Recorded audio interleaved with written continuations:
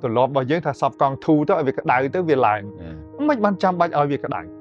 việc bên để đào nước ban này thà thon mà đá thếแต่យើងយកភ្លើងទៅដុតសបកកង់ហើយវាមិនដែលស្រួលទេមិនចឹងជួនកាលមុននឹងការចេញទៅធ្វើការបើកបរកម្រិតហ្នឹងគួរតែត្រួតពិនិត្យអីខ្លះអានេះបើតាមបលបងសិក្សាឲ្យត្រួតពិនិត្យអីខ្លះដើម្បីជៀសវាងបញ្ហាដែលកើតឡើងកន្លងមកណាមានតាំងពីការឆេះរថយន្តអាហ្នឹងយើងអត់និយាយ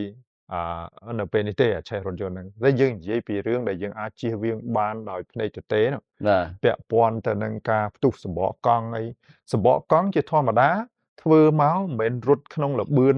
120ឬក៏140 150ហ្នឹងវាផ្ទុះទេលើកលែងតែសម្បកកង់ហ្នឹងវាអត់ស្តង់ដារតែបើសម្បកកង់គេមានស្តង់ដារ rating របស់គេត្រឹមត្រូវល្បឿនប៉ុណ្ណាវាមិនអាចផ្ទុះដោយខ្លួនវាអញ្ចឹងបានទេអញ្ចឹងមកពីយើងមិនបានឆែកលក្ខណៈបច្ចេកទេសសំខាន់មួយចំនួនអញ្ចឹងតាមយោបល់បងគួរណែនាំអីគេខ្លះហ្នឹងមុននឹងទៅបើកអញ្ចឹងបាទគឺមានថាជាផ្លូវមួយដែលយើងអាចឲ្យកម្លាំងរថយន្តបាទប្រើប្រាស់ដល់ចំណុចមួយដែលសឹងតែអស់លទ្ធភាពបាទវាបាន design to be បាទសឹងអស់លទ្ធភាពព្រោះបើសិនជាយើង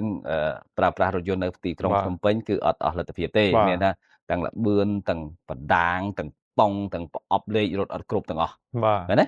បាទអញ្ចឹងនៅផ្លូវល្បឿនលឿនបើសិនជាបងនិយាយពីតាក់ទងទៅនឹងលក្ខណៈបច្ចេកទេសមួយចំនួនដែលយើងត្រូវឆែកទី1ប្រេមម៉ាស៊ីនហ្នឹងសំខាន់ណាស់មែនទេបាទបើអត់ប្រេមម៉ាស៊ីនវាត្រូវឡោកបាទទឹកបាទមានការលេចជ្រាបអត់អីអត់បាទហើយបងនិយាយតាក់ទងទៅនឹងរឿងផ្ទុះសបកកង់បាទអញ្ចឹងពេលដែលយើងនិយាយពីសបកកង់មួយយើងត្រូវដឹងថាតើយើងដឹងថាសបកកង់ប្រភេទអីសិនបាទហើយឡាននេះប្រភេទអីហើយត្រូវជាមួយសបកកង់ហ្នឹងអត់តើសបកកង់ហ្នឹងជាសបកកង់ដែលមានស្តង់ដារហើយមាន rating ត្រឹមត្រូវនៅលើផ្លាកហ្នឹងអត់ហើយប្រភពដែលត្រឹមត្រូវអត់បាទជួនកាលមានតែហ្នឹងមែនតែប្រភពហ្នឹងមកពីណាបាទហើយសបកកង់ប្រើប្រាស់យូរហើយនៅបាទហើយកលាប្រភេទហ្នឹងត្រូវជាមួយនឹង high speed អត់បាទព្រោះសបកកង់វាល្អមែនតែកលាហ្នឹងវាអត់អញ្ចឹងអត់ត្រូវអញ្ចឹងវានឹងឆាប់ក្តៅដូចគ្នាបាទវានិយាយពី rating វាមានហើយបាទ rating ដែលបងនិយាយថា rating ហ្នឹងគឺចង់និយាយថា rating វាមាន2វាមានទម្ងន់ដែលវាត្រូវបានវាមានល្បឿនដែលវាអាចរត់បានអញ្ចឹងទម្ងន់ហ្នឹងគឺវាអត់ចោលទេបាទហើយមួយវិញទៀតអ្វីដែលខ្ញុំឃើញដែលខ្ញុំសង្កេតមើលថាវាប្រហែលវាសុកចុះនេះផ្ទុះបាទហើយវាផ្ទុះខូចអស់បាទអ្វីដែលខ្ញុំចាប់អារម្មណ៍ទី1របស់ហ្នឹងវាអាចផ្លាស់ប្ដូររាងវាពេលដែលវារត់ល្បឿនលឿនវាក្តៅបាទខ្ញុំអត់និយាយពីសបកកង់ចាស់អីពេកទេបាទអាហ្នឹងជារឿងមួយដែលបងប្អូនអាចត្រួតពិនិត្យដោយខ្លួនឯងបានហ្នឹងហើយតែខ្ញុំនិយាយពីបច្ចេកទេសទី2របស់ហ្នឹងជាការមុតមានមុតវិសហើយបាទជាប់ហើយតែយើងភ្លេចដោះមានមុតវិសមានអីហើយតែយើងអត់ដឹងបាទយើងជិះនៅក្នុងភ្នំពេញវាអត់មានរឿងហ្នឹងកើតឡើងទេបាទពេលដែលយើងជិះក្តៅពេលដែលយើងជិះលឿនវាក្តៅអញ្ចឹងវិសហ្នឹងវានឹងរីករុនហ្នឹងវារីករួមបាទអញ្ចឹងវិសហ្នឹងអាចខ្ជាក់បាទចេញមកក្រៅ yes បាទឬមួយខ្យល់ចាប់ដើមចេញអញ្ចឹងពេលដែលយើងកំពុងលឿនខ្យល់អស់ភ្លាមបាទវាធ្វើឲ្យខ្ទេចនៅសបកកង់ហ្នឹងមកធម្មតាបាល់ដែលអត់មានខ្យល់នៅក្នុងហ្នឹងយើងទាត់មិនកើតវាជាមួយទៀតជាស្បែកខ្យល់នៅក្នុងហ្នឹងដែលយើងសប់ខ្យល់រាល់ដងយើងប្រើអុកស៊ីហ្សែនដើម្បីខ្ចប់ខ្យល់រាល់ដងណាបាទអញ្ចឹងពេលដែលវាក្នុងកកិតក្នុងល្បឿនលឿនវាឡើងកម្ដៅវាធ្វើឲ្យសម្ពាធនៅសបកកង់ហ្នឹងរីកបាទអញ្ចឹងបើសិនជាយើងសប់តឹងហើយវានឹងរីកលើសពីតឹងបាទអញ្ចឹងអានឹងក៏ជាផ្នែកមួយដែរអញ្ចឹងហើយបានគេណែនាំឲ្យប្រើ nitrogen ខ្យល់ nitrogen តែខ្យល់ nitrogen ហ្នឹងវារក្សានៅតុល្យភាពនៃសម្ពាធវាបានយូរហើយនឹងសីតុណ្ហភាពវាមិនមែនបាន 100% វាបានប្រសើរណាអញ្ចឹងអាតាក់ទងទៅនឹងមានវិសមានអីជាប់ហ្នឹងត្រូវទទួលពិនិត្យបាទសម្ពាធនៃកង់ហ្នឹងក៏ត្រូវទទួលពិនិត្យទាំងអស់ដែរបាទអញ្ចឹងកន្លែងហ្នឹងដែលខ្ញុំសង្កេតឃើញថាវាអាចនឹងកើតឡើងដោយវិធីហ្នឹងបាទផ្ទុះទៅតែម្ដងបាទហ្នឹងខ្ញុំអត់និយាយពីរឿងឡានមួយចំនួនគាត់មាន option ដូចជាមាន TPMS sensor ដែលពេលដែលធូរគាត់ដឹងភ្លាមអញ្ចឹងណាបាទតែកំពុងលឿនអញ្ចឹងបើសិនជា របស់ហ្នឹងវាអស់ខ្យល់ភ្លាម បាទ ទី PMS sensor ហ្នឹងក៏មិនអាចបញ្ឈប់តាន់ដែរមានន័យថាយើងអត់អាចឈប់តាន់ពេលគ្រាន់ចេញសញ្ញាភ្លាមទេ បាទតែបើចេញតិចទី PMS sensor ដែលបញ្ជូនព័ត៌មានទៅដល់អេក្រង់ហ្នឹងនឹងដឹងភ្លាមហើយយើងត្រូវតែរកកន្លែងអែបភ្លាមយើងអាចសង្គ្រោះសបកកង់នឹងបានហើយនឹងការពារនៅហានិភ័យដែលកើតឡើងផ្សេងបានហ្នឹងហើយអានេះជាអ្វីដែលខ្ញុំសង្កេតឃើញបាទខ្ញុំឯកភាពមួយបងដែរព្រោះសំខាន់យើងសន្មតថាម្ចាស់រថយន្តគាត់ប្រើប្រាស់សម្បកកង់ត្រឹមត្រូវអាយុកាលក៏វាមិនជាបញ្ហាដែរព្រោះមានសម្បកកង់ brand មួយចំនួនគេអាចនិយាយបានថាក្នុងរយៈពេល10ឆ្នាំក៏មិនបញ្ហាដែរបាទអានេះវាជាការពិតហើយសំខាន់គឺអាចប់វិសហ្នឹងហ្មងជាប់វិសដែលយើងអត់ដឹងហ្នឹងហ្មងបាទពេលដែលរត់ទៅវាក្តៅឯធម្មតាអាវិសហ្នឹងវាជាដែកពេលដែលមកជុំទៅវាទៅប៉ះនឹងផ្ទៃថាម៉ាក់បានន័យថាផ្ទៃកស៊ូឬក៏ស៊ីបេតុងរបស់ផ្លូវហ្នឹងបាទប៉ាត់ហ្វ្រេកង់វាខ្ពស់អញ្ចឹងវាសឹកដាច់ក្បាលទៀតអាវិសហ្នឹងធម្មតាមុនដំបូងមានក្បាលដល់ពេលឲ្យសឹកដាច់ក្បាលហ្នឹងទៅវាក្តៅទៅវាធូរកង់អីអញ្ចឹងហើយវាអាចផ្ទាត់ចេញមកភ្លាមអស់ខ្យល់ទៅ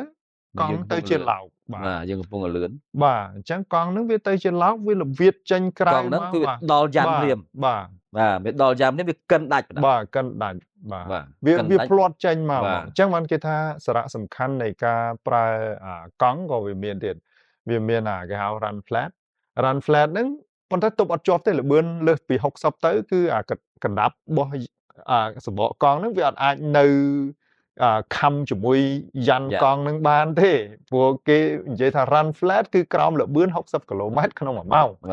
បាទអញ្ចឹងហើយមិនមែនរយៈពេលពីនឹងទៅដល់កំពង់សោមទេណាគឺរកកន្លែង exit ទៅចេញភ្លាមអញ្ចឹងដើម្បីជួសជុលបាទដើម្បីយើងផ្លាស់ប្ដូរជួសជុលអញ្ចឹងទៅហើយការសប់កង់ទៀតសោតបាទសប់កង់ក៏ត្រូវសប់ឲ្យត្រូវគីឡូដែរព្រោះធម្មតាតែយើងសប់ធូរពេក